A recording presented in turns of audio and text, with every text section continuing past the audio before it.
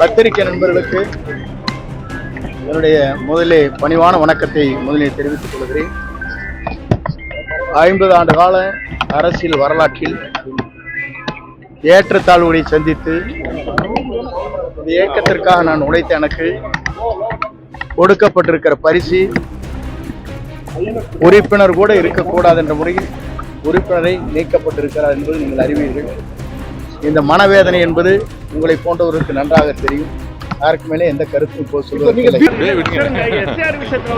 திமுகவினர் நிறைய இடத்துல வந்து ஆதரவு நம்ம தப்பிச்சிட்டோம் நினைக்கிறோம். அங்கே திருப்பி கேமரா கேஸ் ஃபைல் பண்ணி